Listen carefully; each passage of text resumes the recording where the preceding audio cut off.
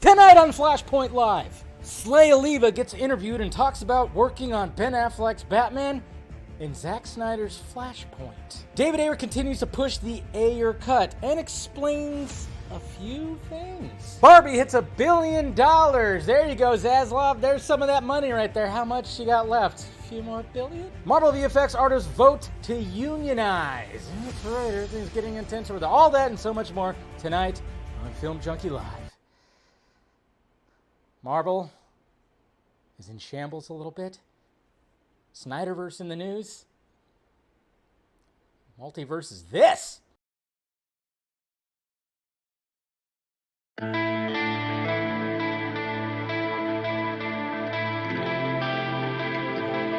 Talks about working on Ben Affleck's Batman.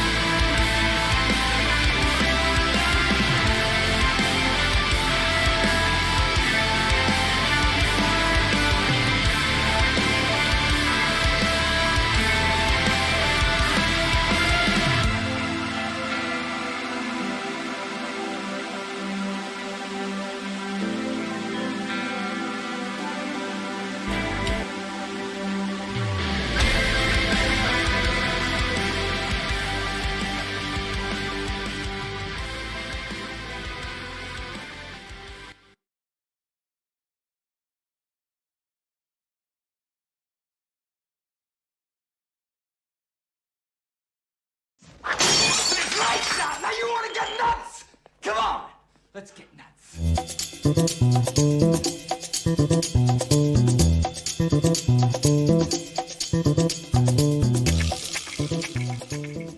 Happy end of Monday, everybody. Where's that opening music? There we go. What's happening, everyone?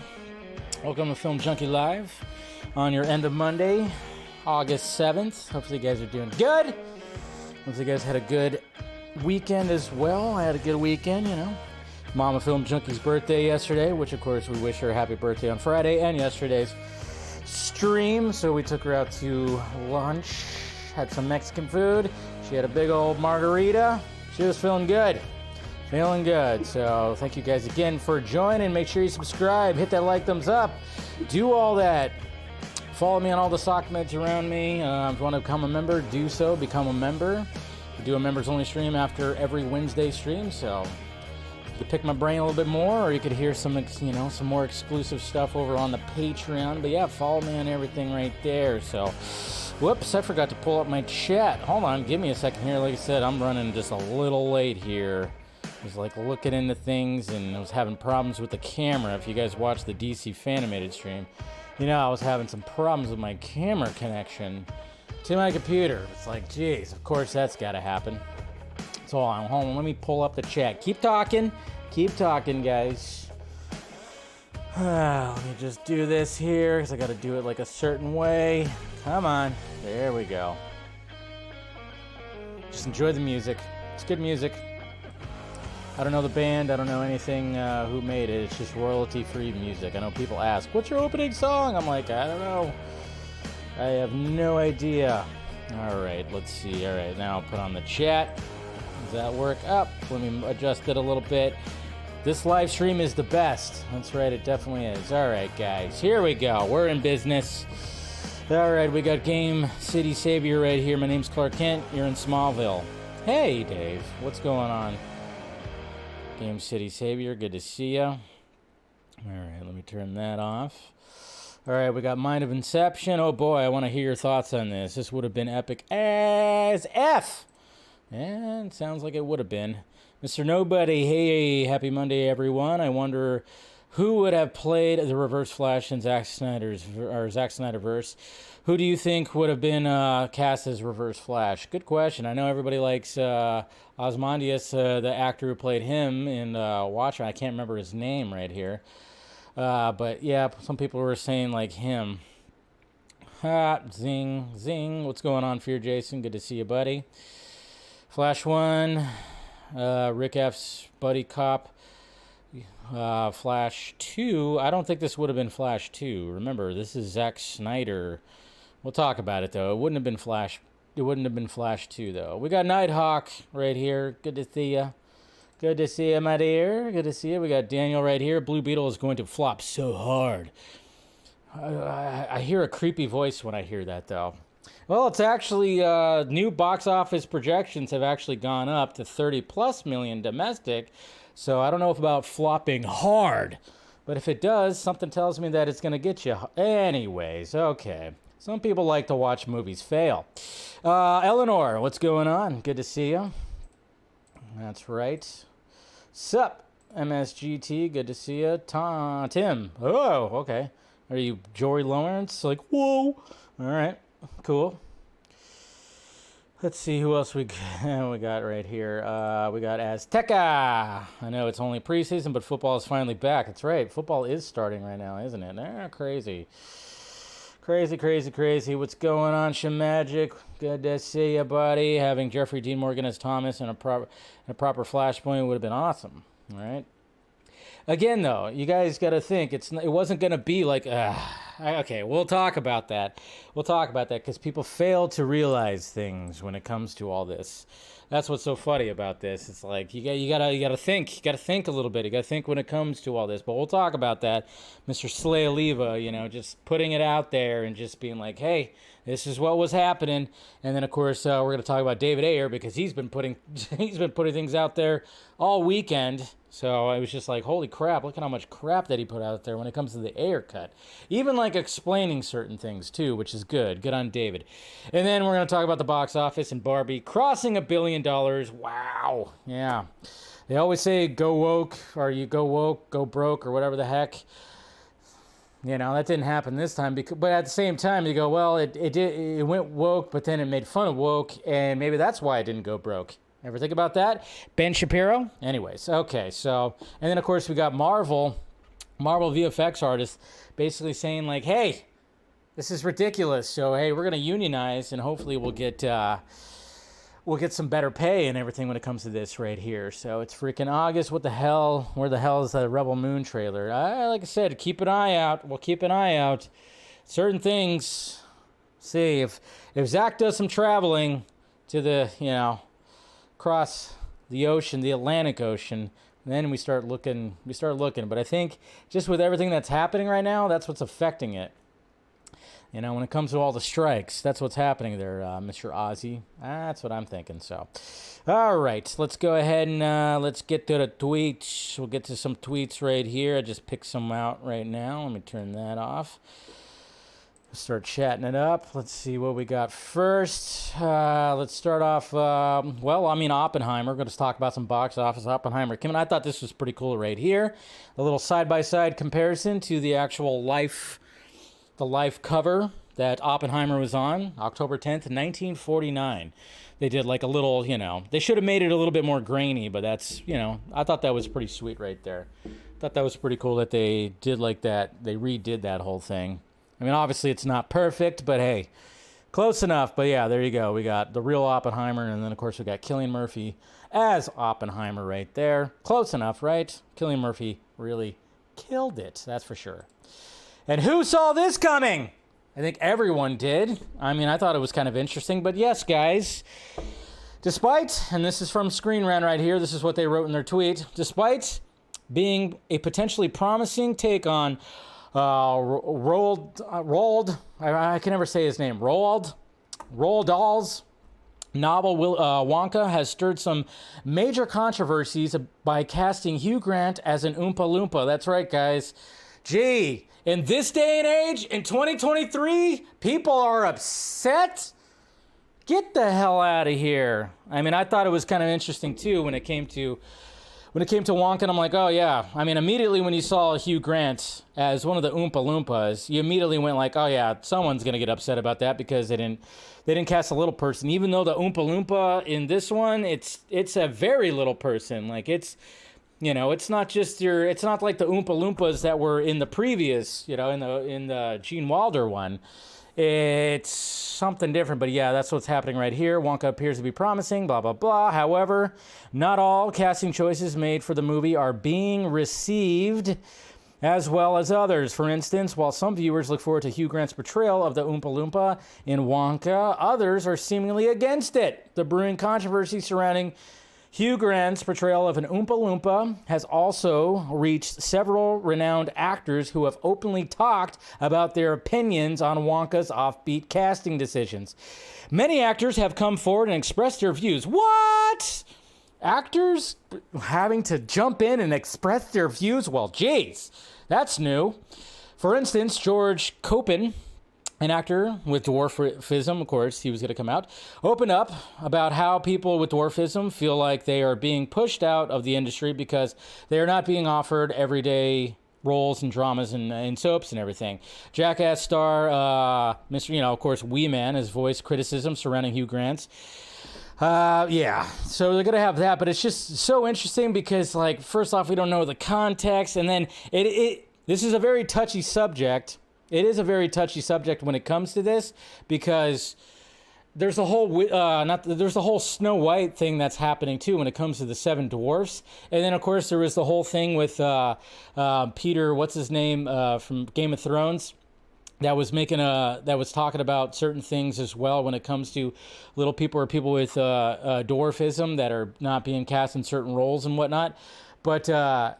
Yeah, it's kind of a weird thing because we saw that picture from Snow White where it looks like it's not going to be the seven dwarves. There was like one dwarf, and then the rest of the people were just regular people. They were regular height people. I don't know what we call that. I mean, anyways, but yeah, so it's just like it's such a weird thing now. Now it's like, what do we do? Do we do this? Do we do that? I don't know. It's such a touchy thing. But yeah, I mean, that was one of the things I saw when I watched the Wonka trailer. I'm like, yeah, that's going to get backlash. Did we not think that was not going to get backlash? I mean, of course that's going to get backlash. So, and then of course, the closer we get to the movie, the more people are going to like express that they don't like it. I don't know.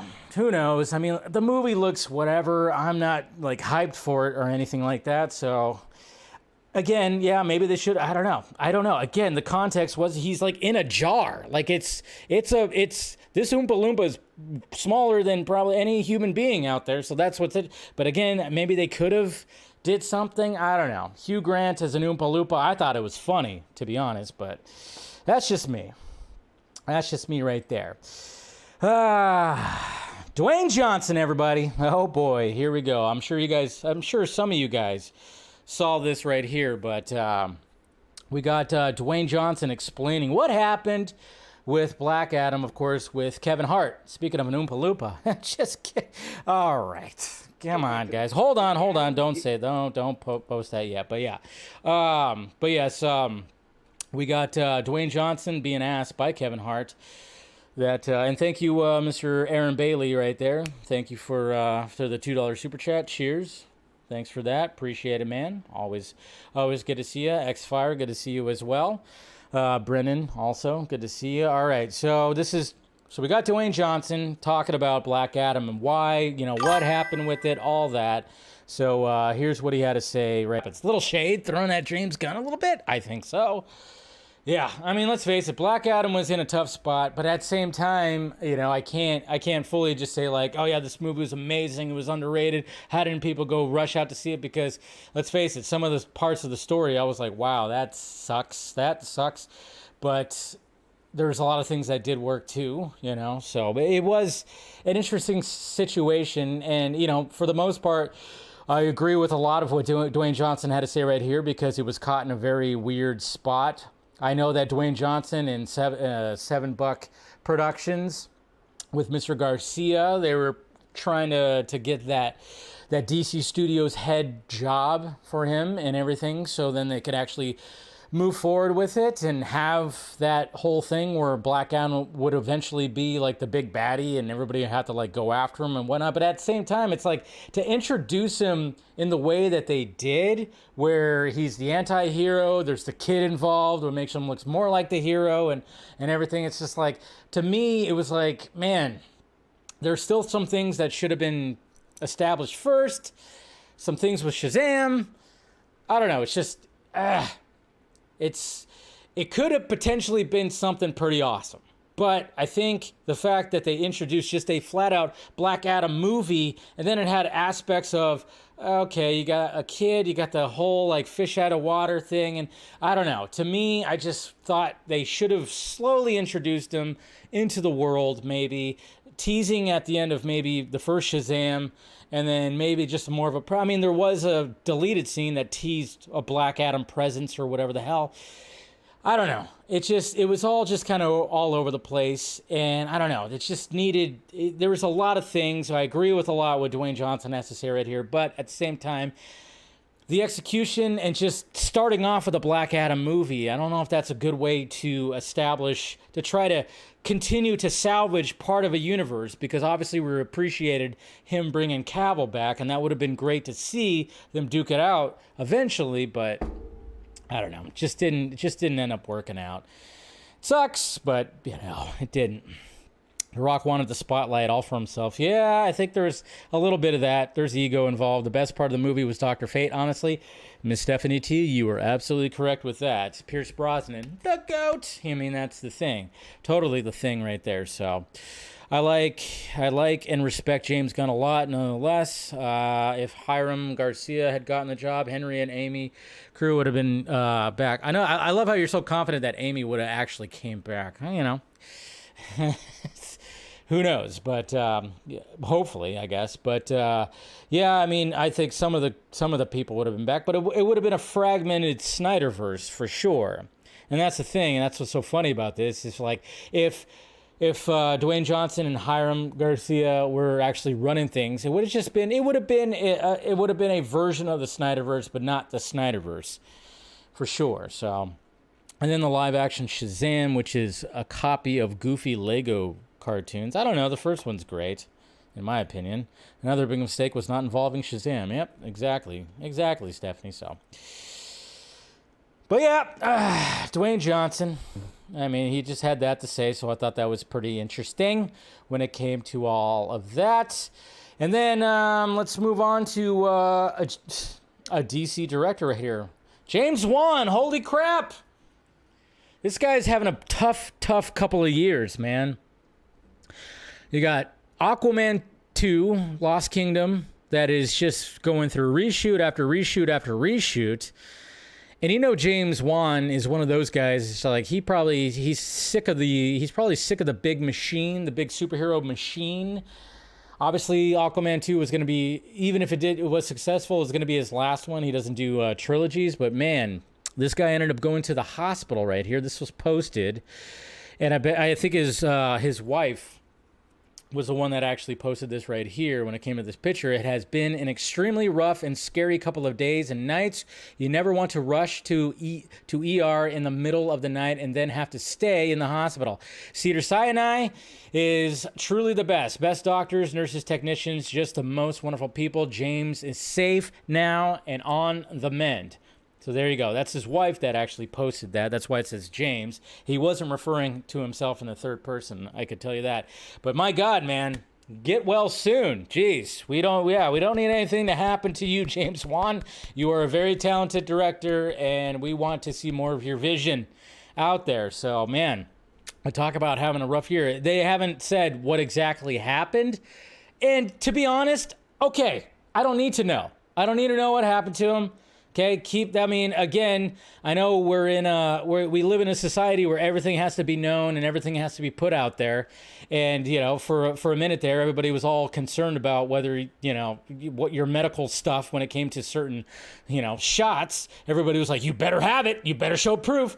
But it's like, no, keep all that. That is private. I don't need to know what happened to James Wan. All I want to know is that he's okay. I don't need to know what it was or whatever the hell it was. Just that as long as he is okay. That's all I want to know, is that he's fine. So, but hopefully he gets well soon. So get well soon, James Wan. Get well soon.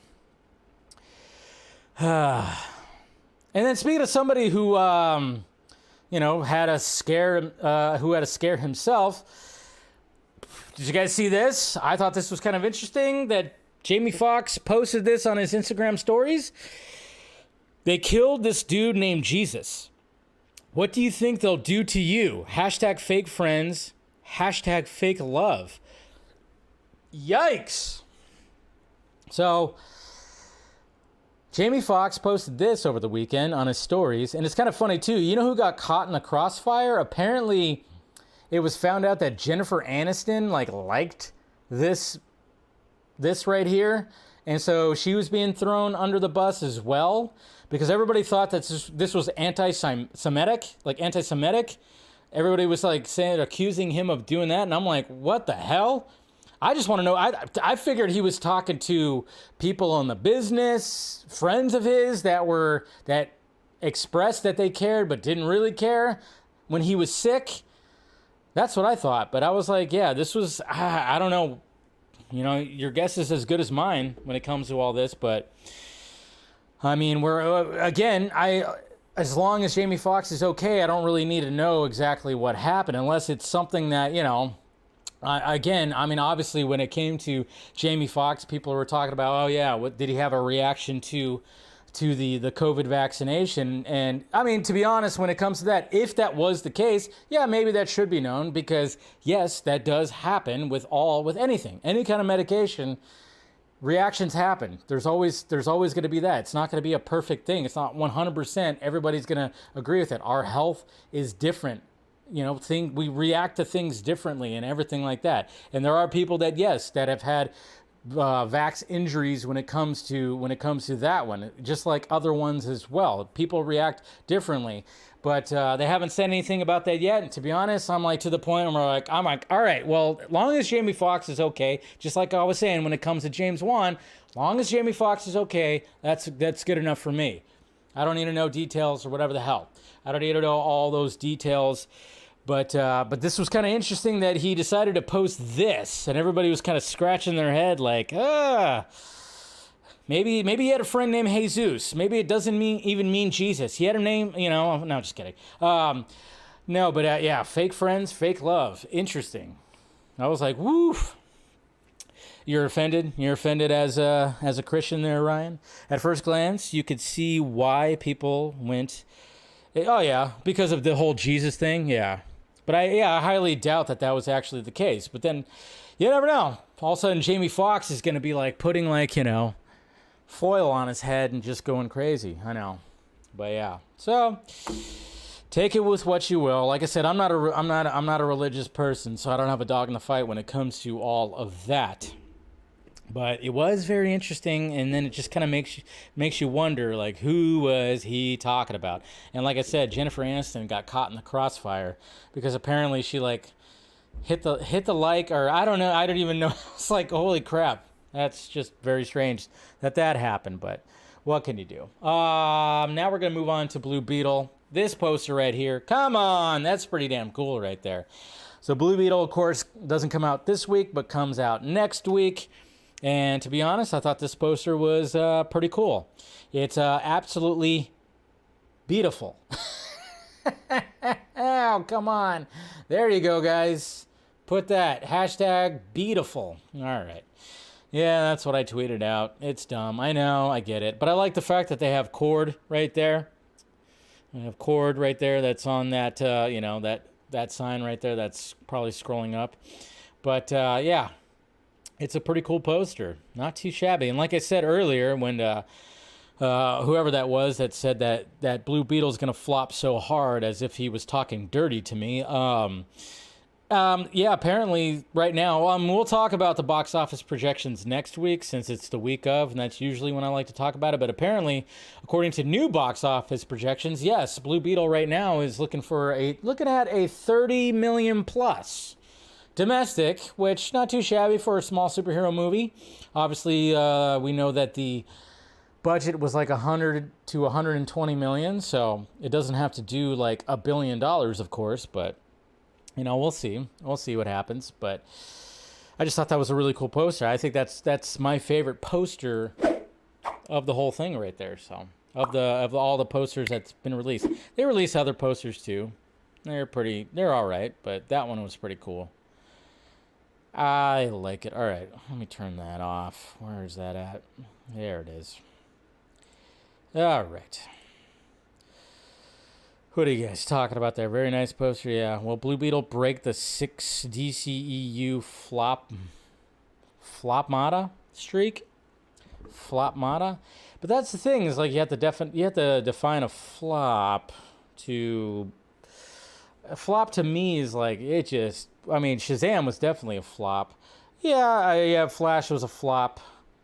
But I don't know, Black Adam... Again, it was like, it did the best out of all of them for sure. But I don't know if like everything was like an actual floppy flop. But it just sucks because everybody just wants this. You know, there's people that want this movie to flop so badly. And I'm like, again, it just sucks because I'm like going, well, this is a small movie. I'm rooting for it. It's a character that nobody really knows about. I like the main actor. And I'm like, and then of course... being half Mexican, I'm like, well, let's let the brown guy come on. Let's do this. Let's boost him up a little bit and lift him up. But obviously, there are people out there again that just they can't wait to celebrate the flop of a movie. I don't get it. I don't do that.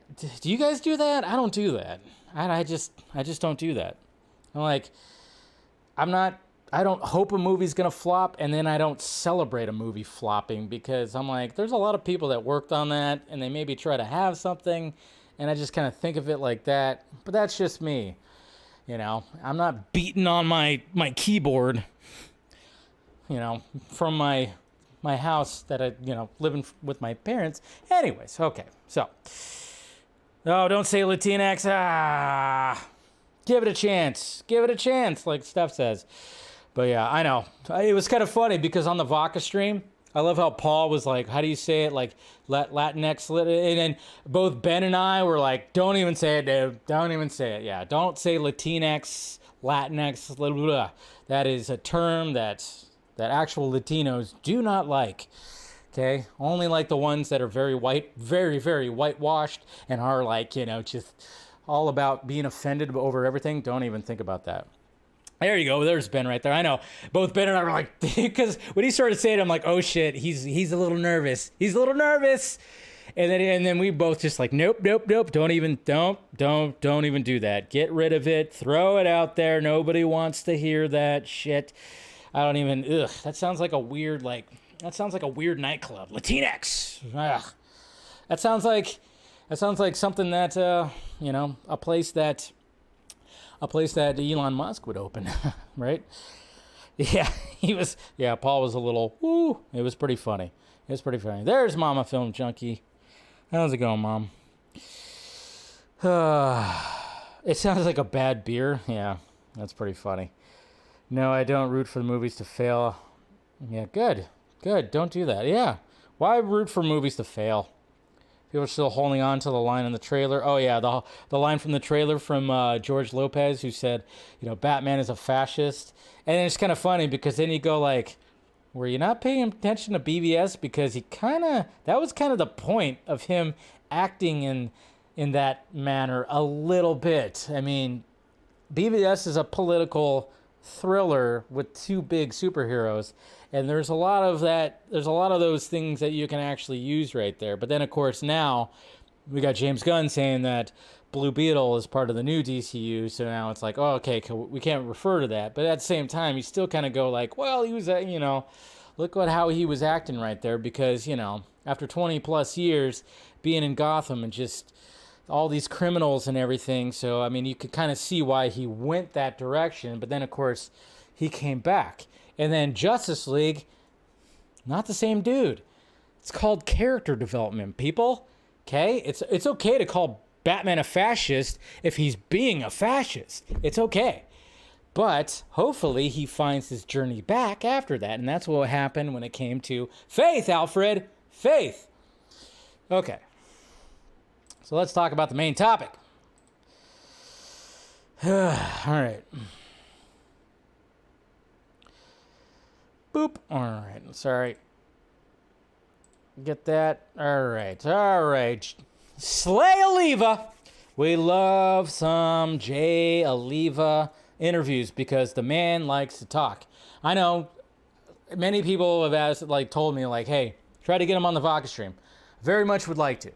But he doesn't do this often. That's the thing. He doesn't do this often. I mean, he's been interviewed on both Justice Cons, which is great. He's put his, he's done interviews and has said some things when it comes to those, and it's always fun because he doesn't hold back. He likes to talk. I would love to have him on the Vox stream, but I've tried, and it's just kind of, he just doesn't do it often. Maybe one of these days it'll happen. Maybe one of these days it'll actually happen. But we're gonna go over what he talked about, because he talked about Ben Affleck's Batman and working on that script, but we're going to talk about the main thing that everybody was like, oh my God. And it's one of those things where it's like, yeah, that sounds about right. That sounds about right when it comes to Zack Snyder's Justice League Part 2, and then, of course, the third part as well, the trilogy that is Zack Snyder's Justice League. And it's funny because obviously we have the storyboards and the story that plays out in the storyboards, but we also have to remember that that wasn't going to be what the sequels were going to, what was going to play out in the actual sequels. Zack said, yeah, if the sequels don't happen, that's the closest thing you'll get to it. So there's going to be some elements in there, sure. But the fact that Jay Oliva right here is talking about, there might have been an actual Flashpoint event that happens within these sequels, yes, would have been actually pretty crazy. So I'm going to pull up this article right here from DCU Direct, or the Direct, I should say. Zack Snyder's canceled Justice League sequel featured this big villain, not Darkseid. According to one DCEU creative, Zack Snyder's Justice League sequel would have featured a major Flash villain from the comics. We already know this. And yes, blah, blah, blah. The fall of the anti, obviously, when it comes to this, we've talked about, the director has made it clear that he had plans for DC's team of A-list heroes going forward. Previously mentioned an Avengers Endgame-esque story that would have centered on the fall of Earth when Superman succumbs to the anti-life equation, which, of course, was teased. So, yeah, naturally, we got Darkseid, Lex Luthor in there. But then, of course, we have right here DC storyboard artist Jay Oliva. Jay Oliva revealed who would have been a primary antagonist in the potential sequel of Zack Snyder's Justice League film. Speaking of Inverse, Oliva pulled the curtain back on a Flashpoint movie that was in the works from the director that would have acted as a pseudo-Justice League sequel. That's right. So he said the Flash movies would have been, basically the Flash movies, what Rick, I always mess up his last name, Rick F. Basically what he was going to establish was, there was going to be, it was going to be a standard Flash movie. It wasn't going to be a Flashpoint movie. And it was funny, too, because I was getting in debates on Twitter with people saying oh, no, we already knew this. This is nothing new. I'm like, no, he's giving away details of new things that we have not heard about yet.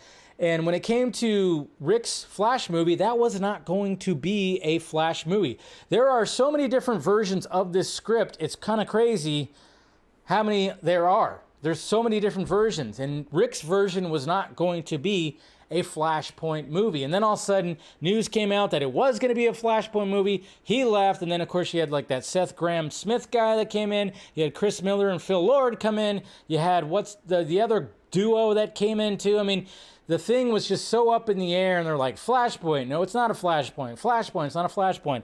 But originally, no, it was not supposed to be that. Not supposed to be that. And he said the Flash movies would have, basically just established in the Snyderverse the Flash laying the groundwork for the big baddie of the DC universe, of course, being Eobard Thawne, Professor Zoom, or Reverse Flash, whichever you want to use. You could use both. Rick's movie was laying the groundwork for Zoom as the big daddy of the DC universe. The DC creative added, and it would have been revealed that Reverse Flash had come from the future to basically fuck with Barry Allen. And audiences would have seen him pulling strings and influencing the rest of the Justice League. Can you imagine that? The fact that they were actually going to establish something where they were probably going to show like what he was influencing before. I mean, go all the way back to when Bruce saw Barry show up in his, in the Batcave. There could have been something there too. I don't know. There's so many things. Like if they were thinking about like what Thawne was actually going to be doing to manipulate this universe, totally would have been just pretty sweet to see that whole thing. And they probably would have went back and we would have saw things that he was doing. It was Professor Zoom pulling the strings because he had come from the future to basically fuck with Barry. In the Flash movie, Zoom would be the villain in the background. And also, in the ancillary other films, you would see some of the influences of Zoom on the rest of the Justice League. So that's pretty sweet. Ugh. At the ending of Zack's Darkseid quadrilogy, or whatever, we would end up with a Justice League Unlimited version of the Snyderverse. And then you flip it. You do Flashpoint Paradox. Everybody whose friends are now enemies, and it's a world that you don't want to live in. You can reboot the universe and introduce a new cast that way, because after 10 years, the actors need to go on to something else. So they already had it figured out. Like, hey, we're going to do this thing right here. We'll establish some things. We'll do solo movies. And then you know what? We could just reboot it like that because why not? I know some people hate that you could just have that reset button when it comes to the Flash.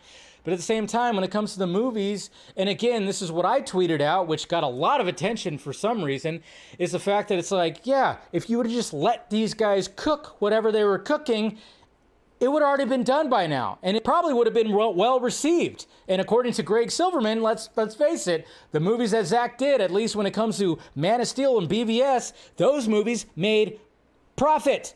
They made money. So if you would have just let the man do his thing, he could have just reset the whole thing for you.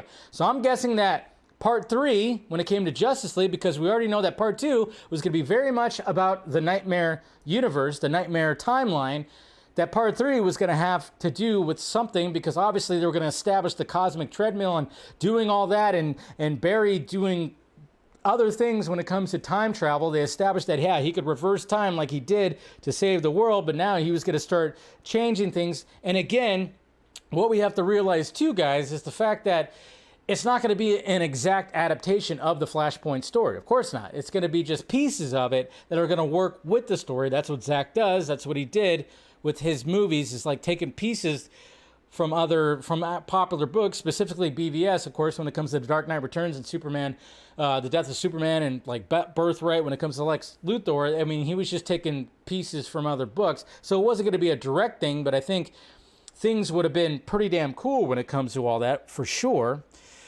And then it says right here, Oliva, they put Olivia, but okay, who worked on Flashpoint Paradox animated film, added that on the animated version, he wanted to capture the grimness of the comic and was excited about adapting this as if it was a Marvel live action film. That's right, guys. He did say a Marvel live action film. So if you want to cancel him for that, what can he do? I wanted to really capture the grimness of the comic, but also lay the groundwork for adapting this as if it was a Marvel live-action film. I just thought it would have been fantastic. Can you imagine Jason Momoa fighting Gal Gadot and then having that love story? Yeah, that would have been pretty insane. And you kind of already saw that they were laying the foundation of that when they were digging up Superman and they were having their moment. You kind of already saw something like that a little bit. So all of the missed opportunities being a part of it was so exciting, and then having to shift gears and pivot, it's kind of sad. I would have loved to have seen it get to this point. Ugh. Would have been so good. Would have been so good. But I think, like, yeah, because we all know that there's other storyboards when it comes to what they were actually going to do, and apparently that's what they were going to do. They were going to do some kind of Flashpoint type of film when it came to maybe part 3 of Justice League. So the first Flash movie was going to establish Thawne as being, like, yeah, the background villain. Because they were going to have, you know, Captain Cold. They were going to have, like, a rogues gallery that was going to happen for the Flash in that movie, which a lot of us wanted. We didn't want the Flashpoint movie right at the beginning, even though it works as an origin story, which I agree with that whole side of it when it's like, oh yeah, Flashpoint is also a Flash origin film, if you think about it. And, when it comes to the Flash movie we got now, yeah, I mean, as much as I still enjoy it, this would have been pretty damn sweet. Let's face it. And just to see how he was manipulating, and it probably would have scattered all throughout every movie, too. Like, how he was manipulating things throughout the whole movie. I mean, think about it. I mean, look what happened over there when it came to Marvel. When it came to Marvel Studios and what they were doing, we had Thanos that was just out in the cosmos, and we knew, like, he had a presence out there, and they kept teasing it. Just imagine, like, they weren't really teasing like there was some kind of background villain when it came to the SnyderVerse, but just to find out that there was, and then it's like, this is how he was doing all that. This is how he was pulling the strings, would have been a cool little reveal. Would have been an awesome reveal. So it's not like there was no teasing. There was no like turning of Reverse Flash or, going like, in a post-credit scene. It was just all manipulation and stuff like that. And it would have been cool to see the explanation of how he was manipulating things throughout these movies. Would have been pretty sweet to see. What could have been? What could have been? Damn it. Just sucks. Pivot. All right. Unpopular opinion, but I never liked Flashpoint, especially the animated movie. Ooh, 70T, not a fan. Now we got Wonder Meg here. Yes, Jay does rock. Good to see you, Meg. Darren, just make it a graphic novel. I know, just make everything a graphic novel. I mean, we might as well now, right? Or an animated feature? Who knows? Reverse Flash is the ultimate hater. He is. Imagine casting would have been great. I mean, even though I asked Zach, one of the times he was on the Vodka stream, I was like, did you have in mind of Jeffrey Dean playing the Thomas Wayne Batman? I mean, did you have that in mind? And he said no. I'm kind of wondering, maybe I'm going to have to, if I get him on the Vox stream again, I'm going to have to ask him that. I'm like, hey, your boy Jay said something about Flashpoint, and you told me Jeffrey Dean wasn't, I don't know. But let's not forget, though, that the first information that came out from Jay was about Ben Affleck's Batman. So we're actually going to go to the article where all this kind of like stemmed from. Here's your article right here from Inverse. Ben Affleck's Batman movie covered 80 years of unexplored mythos, Insider says. I mean, there's 80 years, every piece of Batman, live action, cartoon, whatever the hell you want, of course explores 80 years of mythos. But they said unexplored mythos, which that would have been cool. Kind of makes you wonder, what were the flashbacks like? What were things that they were going to incorporate in there? Which, again, it's like just, I don't know, release a script, turn it into a comic book, do something.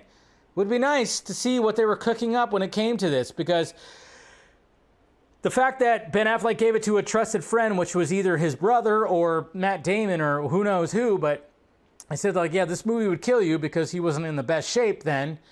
It just kind of shows you that it could have potentially been one of the best Batman films of all time if they were going to explore things and jump. Flashbacks back and forth. I mean, Christopher Nolan's Batman Begins did, obviously he's really good at jumping the timeline when it comes to storytelling, but I'm just kind of curious of what would have happened in Ben's script right here. I can't really say too much other than it was fucking awesome. I love how he just doesn't hold back with the F-bombs. It was the best. It was amazing. So basically just talking about all that. That's basically the quote right there. Despite being unable to go into specific plot details, Oliva was able to share a bit more about the Batfleck movie that never was. Here's what he revealed. Beyond his storyboard responsibilities, Oliva served as a sort of consultant across the DCEU thanks to his deep knowledge of the general source material and The Flash in particular.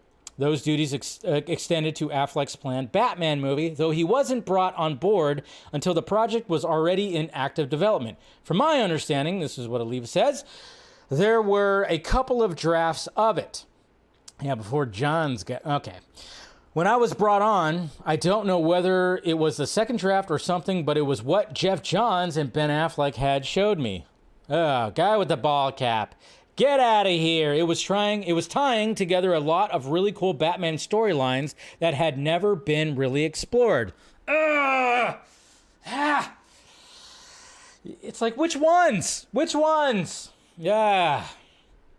Again, Oliva couldn't go into much detail, but he tried his best to explain what he liked so much about the script he read.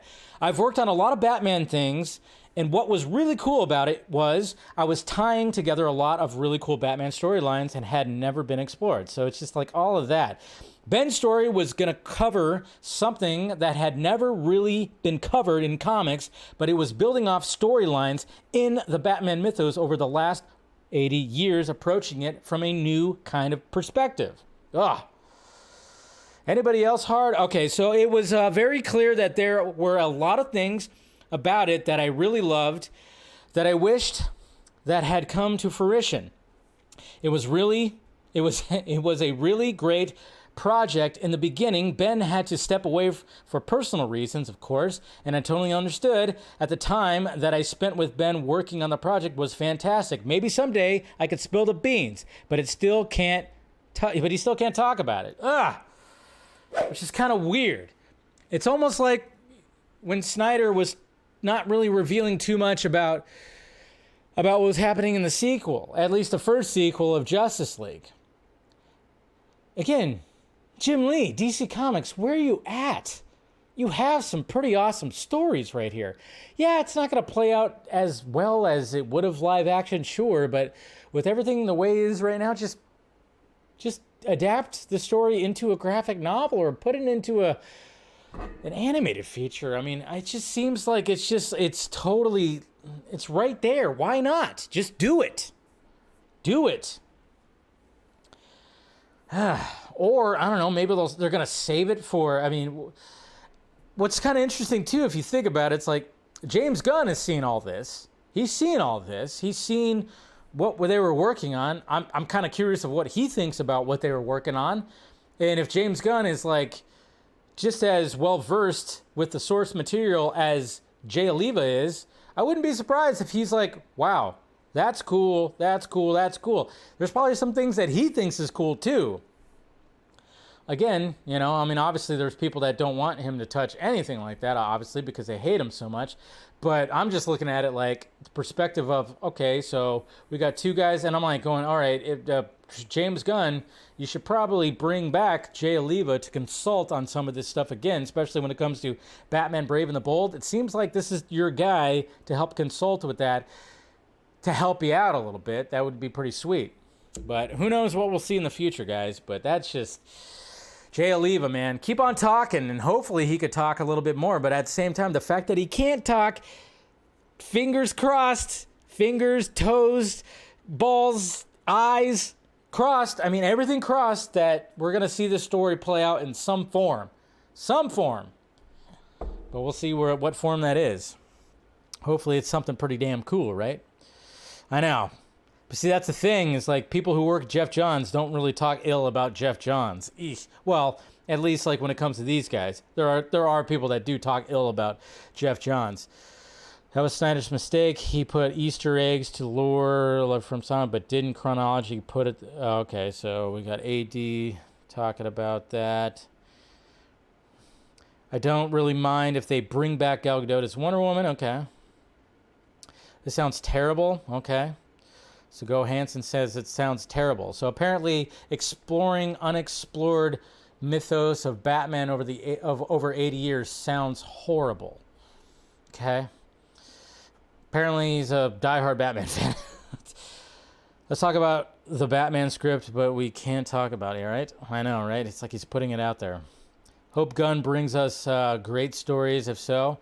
I mean, I'm hoping that too, just because I know he's like a big nerd and he's well-versed when it comes to all this.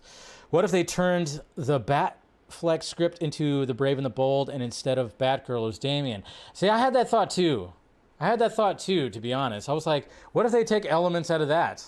Because, I mean, as much as I was like, release the script, they can't do that because it's owned by Warner Brothers. Jay Oliva said that. That's why it was funny, because my tweets got blown up and people were like, I got both ends of the spectrum just saying. I had people that were flat out convincing themselves that Ben Affleck at Full Circle said it might happen. And I pushed back onto the guy, and he was like, well, he said you never know. And I'm like, okay. So you went from Ben saying that it might happen to, well, he said you never know. And I'm like, don't do that.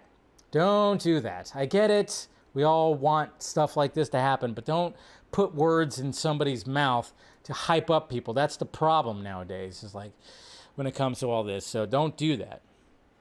It does sound horrible because he can't discuss. Oh, okay. So that's what you were saying. Oh, no, that you didn't say that. Somebody else did. So it was me, Barry. It was me. All right. Well, now we're going to move on to David Ayer. We're staying in the SnyderVerse right now, folks. I'm going to move on to David Ayer. We're just going to go. I'm just going to pull up his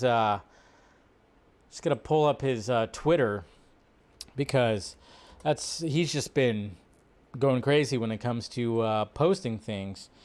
And, there's some things that he has said, and it's pretty damn interesting. So, David Ayer. All right, here we go. Let me scroll down. I mean, we're going to go through, and there's going to be so many things that he has covered. Let's see, how far should I go here? I mean, obviously, we're going to, go scroll through some things. Okay, keep going. Keep going. I'm finding where did he first start? I mean, obviously, so when it came to August 5th, which was Saturday, that was the, 7-year anniversary, 2006 to 7-year anniversary of Suicide Squad coming out. So naturally a campaign happened, and he's basically just was like, okay. So David Ayer on the day of didn't really talk too much about. He didn't really talk about the Ayer cut or anything like that. So okay, I went too far. Which is fine. He doesn't really take part in campaigns, but he always comes in at the very end, it seems. When it comes to David Ayer, anytime a campaign happens, he'll wait till it's over, and then he'll reignite the fire, which is actually pretty smart if you think about it. If you think about that, it's like, all right, let the fans boost the hashtag and push for the release of the Ayer cut, and then David Ayer the next day will wake up, and then he'll start saying things. He'll start responding. He'll start looking at people's responses and then clarifying and responding to all of them. So that I like that. I actually do like that. But I mean, let's just start out. We'll start off with something right here. Of course, showing some baseball bats of goodnight. Obviously, we see he's saying goodnight to people, and then showing the various different bats that they had for Harley Quinn. Pretty sweet. And then, of course, he showed this shot of Jared Leto's Joker. Yeah, I like that. And then I love this right here. That's right. We got this shot of Batfleck right here wearing that BVS suit. Well, I mean, it's not Batfleck, but, yeah, it's not actual Ben Affleck, but, well, maybe it is. Who knows? But, no, it's obviously wearing the, the oxygen mask for diving into the water. And I love that it has the fat bat, right there. Pretty cool. So he's just dropping some behind the scenes photos. We got the mask right here of Deadshot, which looks pretty sweet. I mean, obviously, I think it's still being constructed. This is in the middle of it being constructed.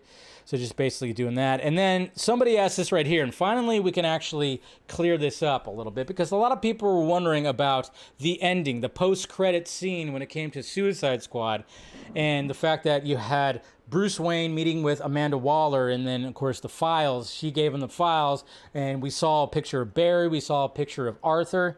So we all know that that was going to lead into Justice League, where he was going to find, of course, both of them.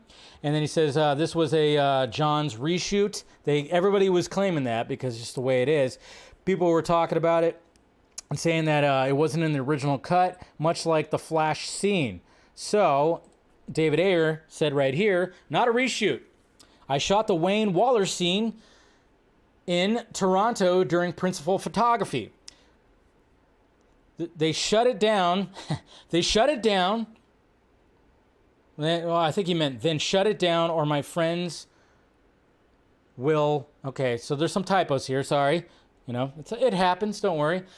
They then shut it down or my friends will line was intended to hint at Justice League. So the fact of the matter is that was not a reshot scene. That was not a reshot scene. That wasn't something that Johns added. A lot of people thought that.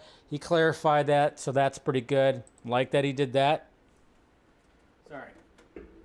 I kicked my light. He's also a Rain of Fire. Rain of Fire?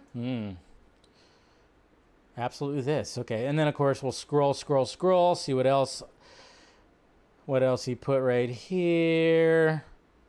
Oh yeah, Wayne T. Carr wants to see the Ayer cut. David Ayer posted like, yeah, thank you. Apparently David Ayer is he's a Batman. He's a fan of the Batman.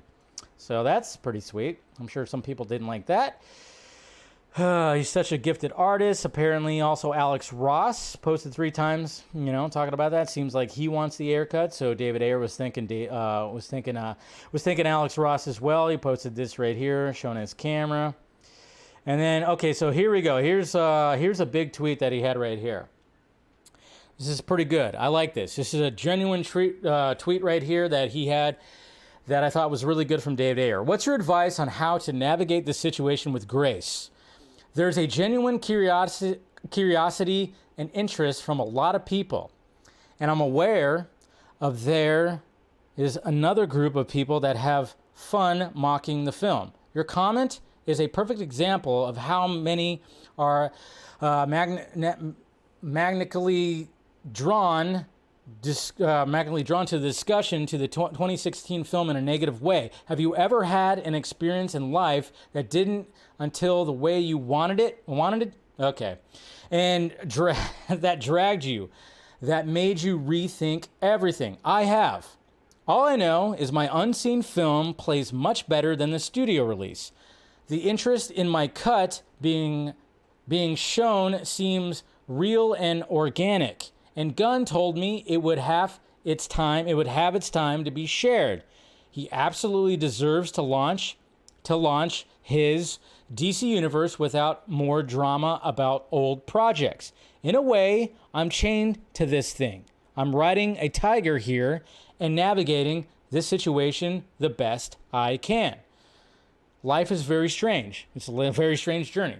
Welcome to my TED Talk. So basically what he's saying right here, what David Ayer is saying right here when it comes to this is that he has talked with James Gunn. James Gunn said, yes, there can be a time where this will be released. Now, obviously, you could take it either way. You could take it as James Gunn is like going, yeah, we could do this. One of these days, we could release this. This could be something that could be released on streaming, released as, a special edition kind of thing, and maybe they can make some money off it. Or it could just be fluff, and he was just telling them that. Who knows? Well, we're never going to know until the day of. But there's always been this. It's always been something that I've heard when it came to this whole situation right here. Is that the fact that when it comes to the releasing of the Ayer cut, it's like, yeah, it's not going to happen now. Although now might be the perfect time to release it when Hollywood's essentially shut down, and maybe you can make something from it. It would be pretty sweet. Like, hey, put it out there. Why not? There's only one DC project that's coming out next year, which is Joker 2. So why not throw this out there as well? This could be something. I mean, look what happened when it came to the Snyder Cut. Now, I know it's not as big as the Snyder Cut, but to me, it's like this is going to cost way less. You still got to throw a few $1 million to finish some things, but man, why not just like give it to him right there? So it's all pretty crazy. And then he debunked this right here. And again, we can't take everything, we got to take things You can't be fans all the time. But basically, he said there's a whole string of new articles dropping saying that James Gunn is planning to release the Ayer cut before the start of the DCU. Any truth, James? I really wish that some of these, especially Ayer cut, my God. You have a big following. Can you just be better? Don't be a fan. Be better. Don't believe everything you say. But luckily, David Ayer said, silly rumor, not true. Silly rumor, not true. Okay? Yeah. Silly rumor, not true. So, I mean, you can't believe all... If someone's putting it out there, and yeah, as much as you, want it to be the case, you can't just automatically believe it. See, that's the thing about media. When they know that they have your bias, that, you're going to be biased about certain things, they put it out there because you know that you're going to read it, you're going to spread it around, you're going to be like, wow, this is totally true. This is totally true. Don't do that. This is how we get into trouble. This is what has happened in the past. And sadly, there are still people that think that Warner Brothers was like, no, you can't use Steppenwolf. And Steppenwolf was supposed to be in David Ayer's Suicide Squad. I still saw people over the weekend post about it. Where's that freaking art? There was an account that was actually posting some fan made art that put Steppenwolf in that last little whatchamacallit, the last scene right there. It's this art right here. So I saw people passing this around saying look what they took from us. Look what they took from us. This wasn't actual concept art. This was actually somebody made this. The person follows me and actually said, hey, that's my fan art. Yes. Again, this was actually something that was discussed before the script was written. So yes, at first, David Ayer, he's even said it before, David Ayer himself said, yes, I was going to incorporate Steppenwolf, but then when he was talking with Zack and they were developing the storyline, the big picture, Zack was going to use Steppenwolf for Justice League, so immediately it was wiped out of Suicide Squad, but there are still people out there that still are like, Steppenwolf, look what they took from us.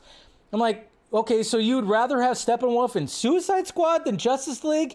Make up your mind. Remember when you fought for the Snyder Cut? Who was the big baddie in there? Steppenwolf. So he wasn't going to show up at the end of Suicide Squad. You want to change Zack Snyder's Justice League because now you're on to the Ayer cut? Gets frustrating sometimes. I tell you what. It really does. But we got to remember that Steppenwolf was a very early idea from Ayer. And then he said, nope. Or when he was talking to Zack was like, no, I'm going to use him. And he's like, okay, that makes sense. So, We have to remember that. We have to remember that. Keyword when it comes to the Ayer cut, patience. Exactly. Just a little patience. Yeah. What the fuck, bro? Was that official? No, it wasn't, War. I just explained to you that it was not official. That was not official. That was a fan that made that, but people are passing it around. It's pretty crazy. Again, don't believe everything. You have to do your due diligence. You can't just read something and automatically believe it. There is so much bullshit out there that are just trying to take advantage. We had two fucking assholes who were trying to be scoopers. One was called Lightcast, one was called The Cultured Nerd, and they were taking advantage. They were trying to take advantage of the Snyder fandom because they knew that there would be a good chunk of the fans that would believe anything that was put out there. And they flat out said that when, in 2019 or whatever the hell, they flat out said that the Ayer cut is currently being worked on. They are reinserting Steppenwolf back into Suicide Squad, and the VFX company that's working on it is Zoik Studios. And then they try to prove it when Zack Snyder released, this was before the Snyder Cut came out, but he released a shot that still had, has the information around it of Steppenwolf, and it said ZS. And it was kind of funny because most logical and sane people were like, oh, that means Zack Snyder because he's looking at the footage, Zack Snyder. They try to pass it off. No, that means Zoik Studios. It was just kind of convenient. Again, you have to watch out for these con artists. Luckily, those guys aren't really around anymore. they got outed as being con artists, but you got to watch out for the new con artists. There's scoopers out there that are going to try to take advantage, and you have to do your due diligence. If something seems, again, it's like that old saying, if something seems too good to be true, it probably is. It probably is. So you see a shot like that has Steppenwolf in the ending scene of Suicide Squad, you have to before you start getting excited, you got to be like, wait a minute, they actually had concept? Let me look at that. And then you can maybe find the guy who was like, no, I made that. That was me. Or you can look up and see that David Ayer has already clarified this before. That's the thing. He's already said that it was a very early concept, but then of course it got thrown out before even the script was even, like, there was probably an outline and it was part of that, and then before the script was even written, it was that. So you got to do the due diligence, man. Got to do that. You got to do that. So, because we are hungry. Okay. So, you still got to do your due diligence. War V, whatever your name is. Yeah.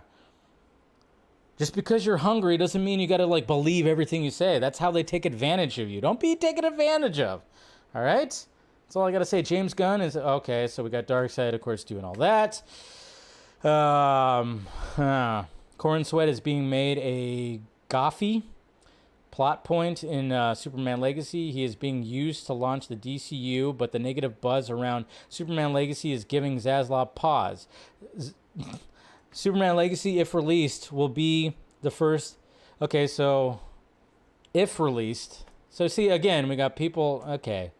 You gotta watch out for stuff like that. Anyways.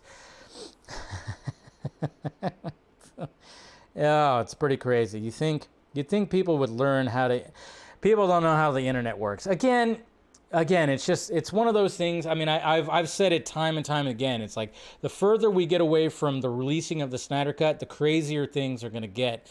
You know, and there's crazy things that happen when it comes to just the SnyderVerse in general. I mean, again, the whole hashtag sell the SnyderVerse to Netflix or SnyderVerse to Netflix thing is still, that's still around. It doesn't have any kind of steam anymore. I did see a poster the other day where they added more movies to it. These people keep on adding more movies to the slate that they want for the Netflix SnyderVerse. They've added more to it. I think they even added the Schumacher cut because I guess that's going to have somehow... That's somehow, like, you know, it works with the whole timeline. I don't even get it, but yeah, there's still very much, they still keep on adding stuff when it comes to that. Netflix does suck, and they're not going to buy that. Yeah, there's no proof. I mean, you just got to do your research and just search and scroll through and make sure everything, you know. That's the thing. I mean, we were making jokes about the Zoic Studios yesterday, and somebody was like, What are you talking about? It's like, whoa, we're just making jokes here. So, when is Green Lantern coming out? Is that still a thing? Yeah, it's part of the Chapter 1 DCU, the Lanterns, the series. So, that should still be coming out too. So, all right. Now, we go from the SnyderVerse to the Barbieverse. Oh boy.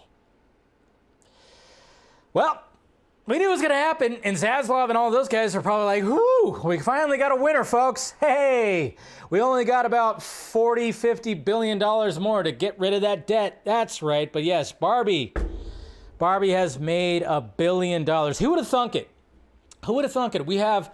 When it comes to movies, franchise movies, who would have thought that Super Mario Brothers and Barbie were going to cross $1 billion? Now I'm curious to see how far Barbie goes.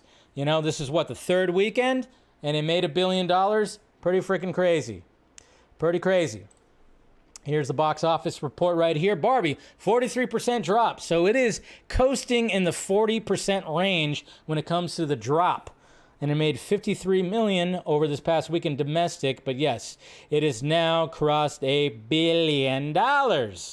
Who would have thunk it? Who would have thunk it? Well, Margot Robbie definitely did when she was pitching it to the studio. But you better believe that they are happy that they went forward with it.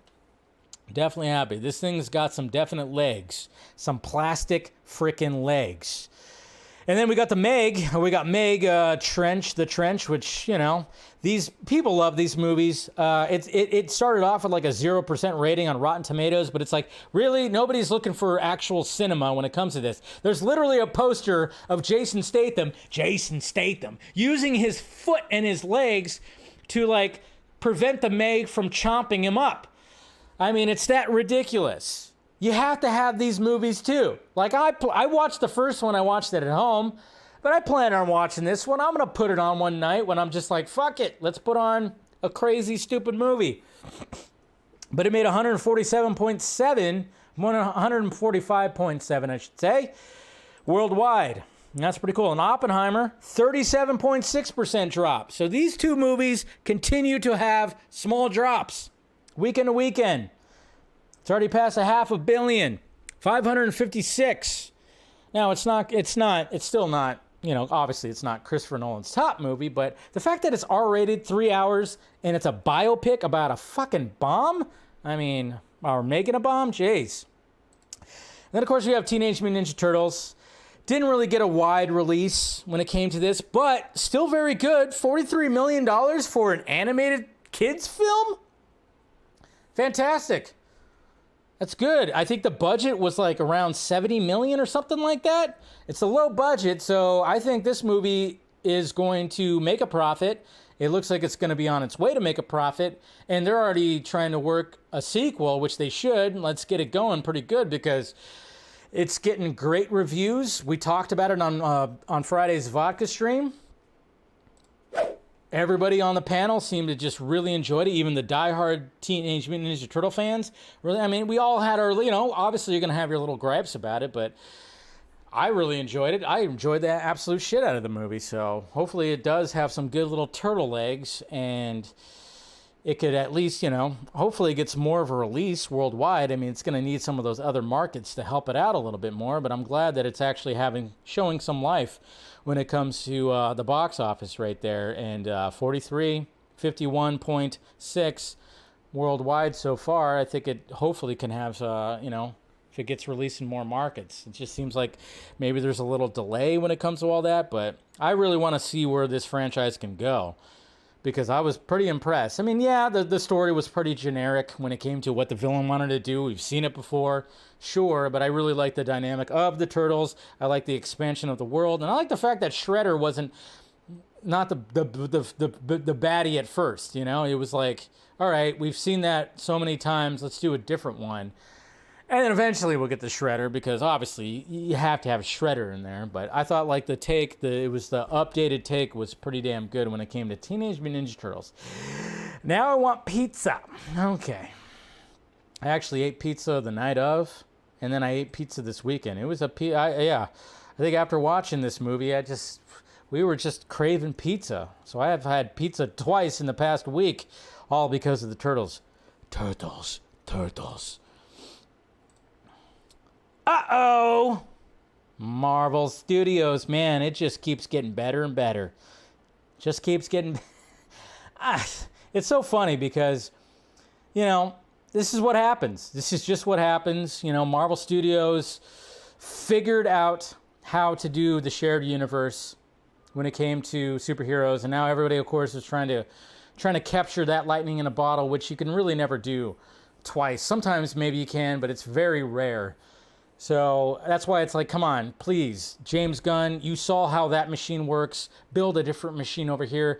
Make it something different. And that's what I'm like hoping for, is the fact that he saw how that machine works. So it's like, don't apply everything how that works. Apply the things that definitely will work over here. But, you know, it's just like one of those things. But of course, we've heard numerous, in the past like year, we've heard numerous times of VFX artists going on like a Reddit thread and just talking about the unruly conditions that are happening when it comes to trying to finish shots for projects of these movies, how last minute changes were happening. They were all working like sleeping in the office and working 18-hour days, working crazy overtime, and of course not getting paid what they should be paying. I mean, again, if you're wondering when it comes to these strikes and whatever, and I know there's more things with the strikes. There's something that happened with Zachary Levi, which I think we'll talk about that on Wednesday. There's just so much other things to talk about. I know he Yeah, we'll talk about that. But anyways, but there's a reason why people are like,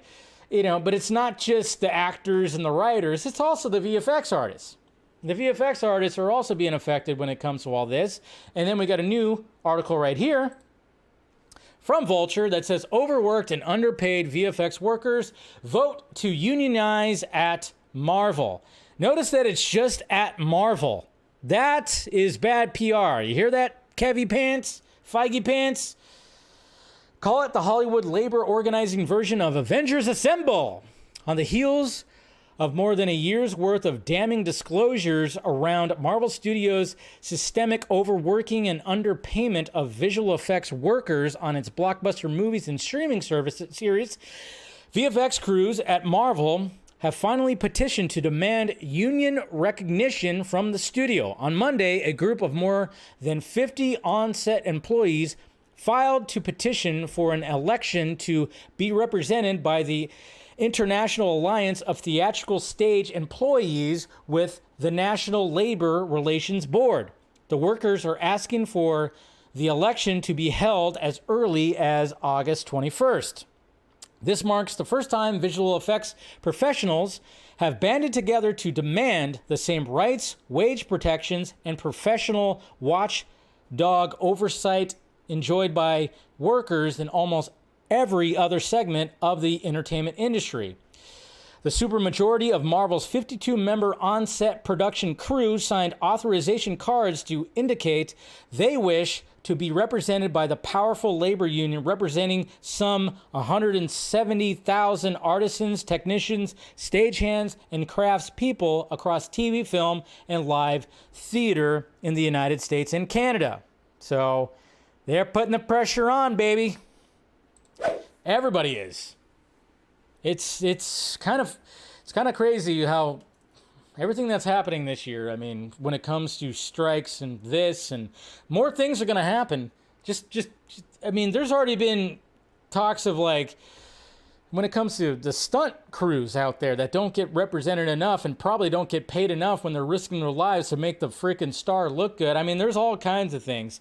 There was even like I saw a tweet over the weekend that even talked about it was actually a video, like a clip from like TikTok or something like that, that had like somebody from an old Disney show that talked about how Disney was able to pay them shit wages, which is there's a clause in the contract that basically said after so many seasons, like when you first get a season, when you first get a show.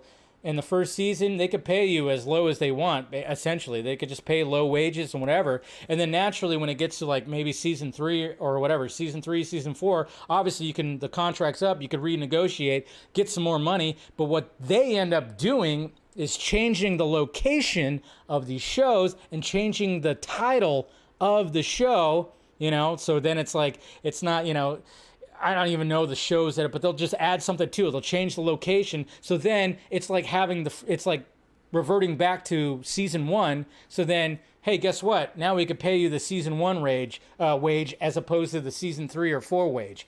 I'm like, Jesus Christ. It's just slimy. Everything's so slimy. The wages and everything that they pay, the loopholes that these companies pull, man. It's all pretty crazy. But it's just kind of funny because now it's all being revealed and put out there in the public square of social media. So now we're all, talking about it, and it just keeps getting talked about and discussed, and the backlash keeps on going, but it's just stuff like that. I mean, but yeah, Disney was, I guess, doing that a lot with all their Disney shows. Like you get to like the 3rd or 4th season, all of a sudden they change the location, they change the title of, they did it with Hannah Montana. They did the Sweet Life with Zack and Cody. They did that. They just changed the location and the title, so then they could just pay the people season 1 wages as opposed to giving them raises as they should. It's ridiculous. It's crazy. Absolutely crazy. But good for the VFX artists. Hopefully this actually works out. But it's just kind of funny because they're only doing it with Marvel Studios. It just kind of shows you. I mean, I'm sure there's other studios that have some crazy deadlines and whatever the hell, but it's not nearly as bad as Marvel Studios and Disney. It's just not nearly as bad. It seems like. When it comes to the other studios, I'm sure there's been bad moments. We'll probably hear about that in the future, but it just seems like when it comes to them, it's bad. It's bad. And we've seen the final products. And it sucks because now when you watch like some of the horrendous like VFX shots that have been in like the series or even some of the movies, you just kind of go like, man, that sucks, because there's probably a dude that was like barely like was like sipping coffee and Red Bull and just like, barely, had his eyes open, that were probably trying to finish those shots, and they ended up not looking that great, but he couldn't do anything about it. That sucks. That sucks. All right. Let's get to the questions now. How you guys doing? You guys good? You guys good? Bob Iger grinding his teeth. I know. It's like, Bob, you're old. I'm sure you got plenty of money. Just cut. You only need, how much more do you need? Greed is an ugly thing, isn't it? Who does stunts today? A lot of people do stunts today. What are you talking about? There's still plenty of people who do stunts today. Did you not watch John Wick? There was no VFX that happened there. Definitely. Come on. Slimy as the secret of the used. Cowabunga, dude, right? I love the fact that there's TCRI that was in Mutant Mayhem. I was like, sweet. Love the fact that there was still TCRI mentioned. And I like how they talked about, ooze. Ooze just sounds better. Ooze, man. So many great moments in TMNT, I tell you. When you underpay your workers, guess what? The work won't be as good. Exactly. And they're suffering from that now because they were trying to pump out so much fucking content and overworking these, overworking these guys. It's like overworking these artists. It's the fact that it's like, what were you expecting? And it just sucks because these are still artists, okay? I've talked to VFX artists. They take very much pride in their work. They want to put out a good product. Who wouldn't? Okay? We all want to put out good products when we're doing something in the entertainment space, especially when it comes to VFX. You want them to look good. You want them to represent what the director is going for when it comes to his vision. You want to put it out there and people to be like, holy shit, did you see that scene? They want that reaction. But when you're like grinding them and say like, oh yeah, you have to get this shot done in a week, then it's like, well, I can't do that. And then it ends up looking like shit. And then they just release it anyways. And it's like, God, so bad. Oh, so bad. Everything is good. Good. Sticko Media, good to see you. All right, let's go to the questions. Let's see. I posted on YouTube. See if anybody asked a question there. Let's see. What do we got here? We got Game Savior 2910, which, I know he was in the chat earlier.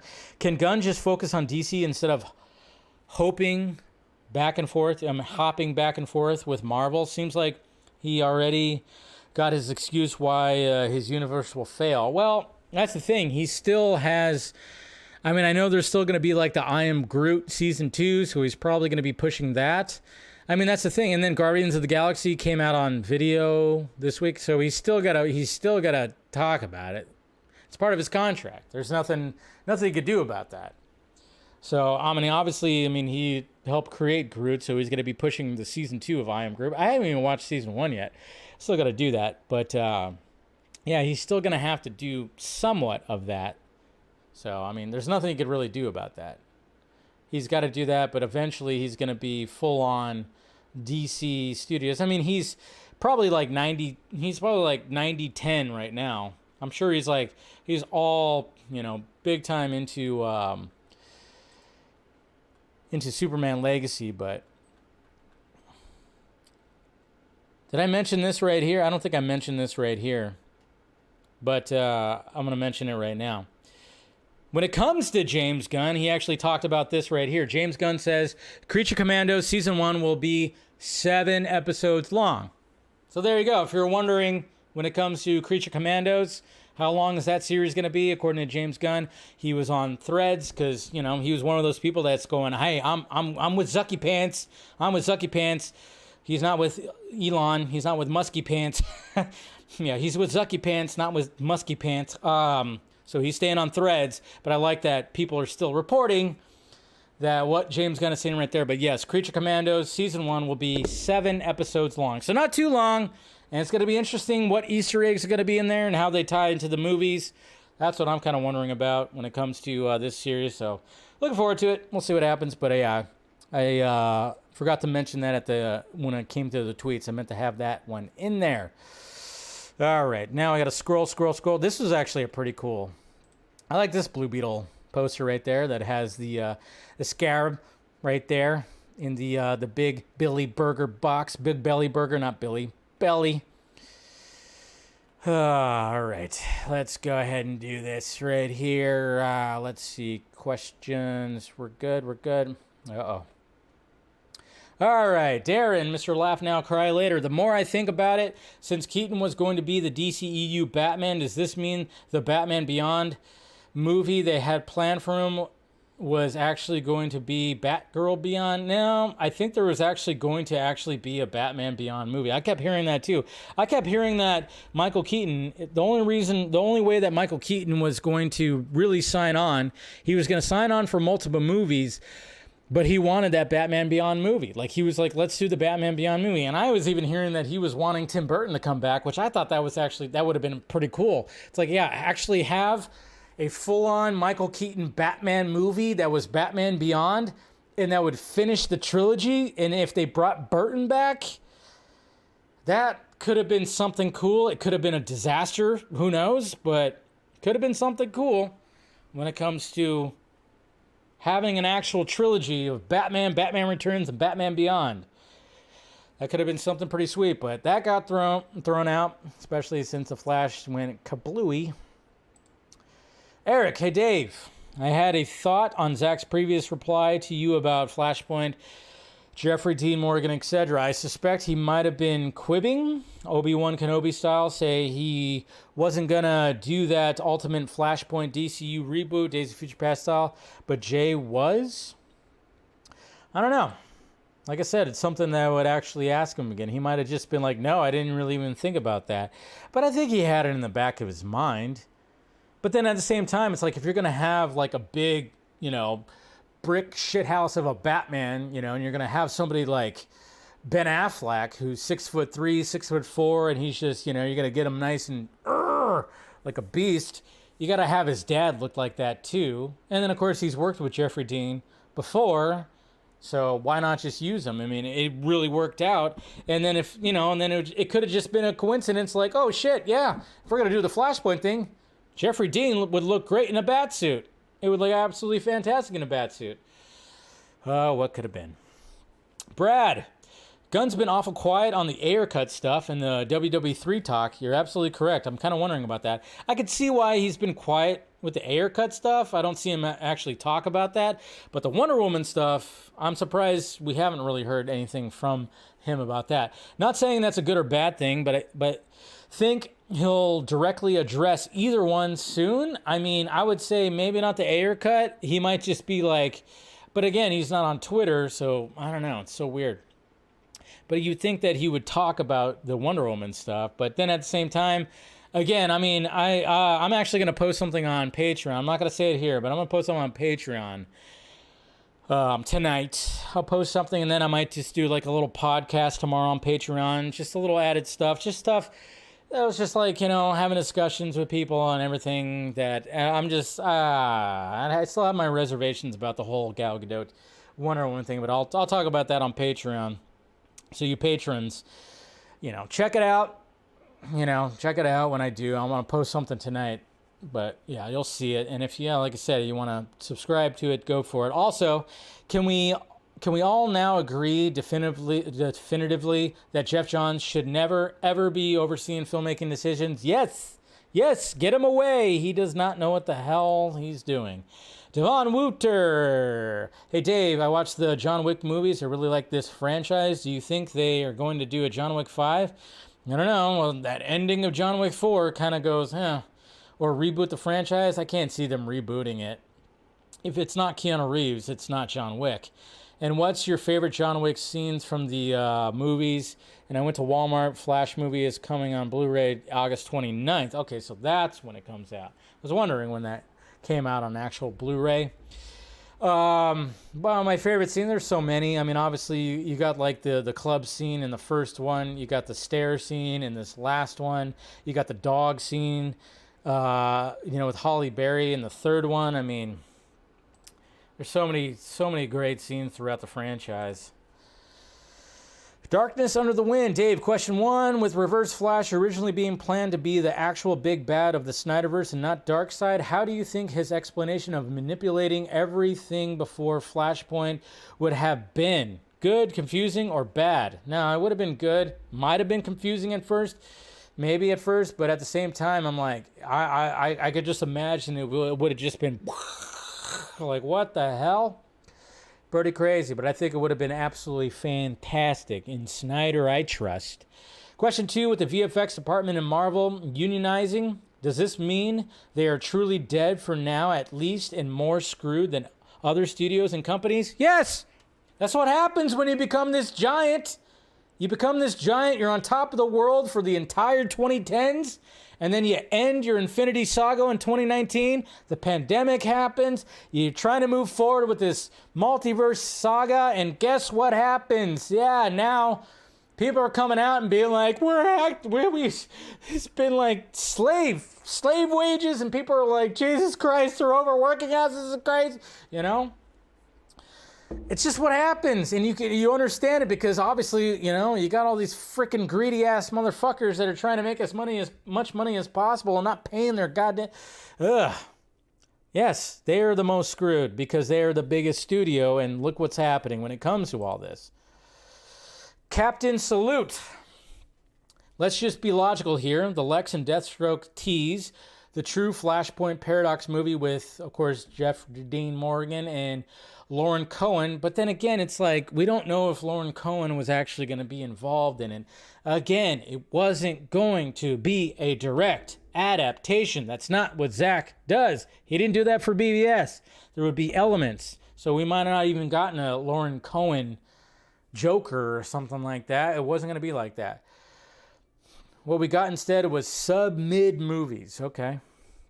But it wasn't going to be, again, it was going to be a version. It was also going to be, just like what Andy Muschietti did, that was a version of Flashpoint. What Zack would have done would have been a version of Flashpoint as well to fit his story, Jamon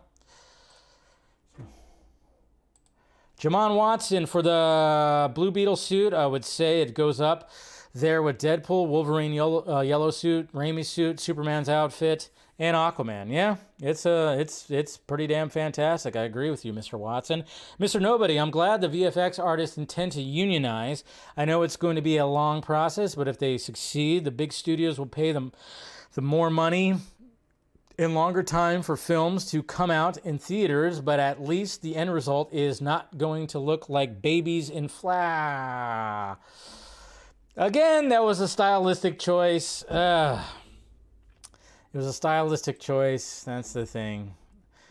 How do you know that, Dave? Well, maybe because I've talked to some of those VFX artists. What? Stylistic choice, people. It's Speed Force Dust. Speed Force Dust. That sounds like a weed strain. Speed Force Dust. Or cocaine. All right. Okay, that's where I end this right here. Because it does sound more like it would be like more than some weed, right? All right, guys. Hey, if you want a Batman shirt with all the Batman font shirt, it is down below in the Film Junkie closet if you want to get yourself one of those. So, anyways, guys, appreciate you guys clicking in and watching the stream today. Wow, this one went freaking long. So much to talk about. All right, so like I said, subscribe to the channel. As I always tell you guys, like it, share it, do all that. Become a member if you want to support the Film Junkie family. Be part of the Film Junkie family. And of course, on Wednesday, we'll do a members only stream after that stream. And like I said, I'll be posting some things on Patreon, so look forward to that. Just things that I've been hearing and talking, and talking with people about. So check that out. And yeah, guys, that's pretty much it. Hopefully you guys have a good rest of the night. Have a good Tuesday. I'll see you guys on Wednesday for Film Junkie Live. All right, guys, love you. Talk to you later.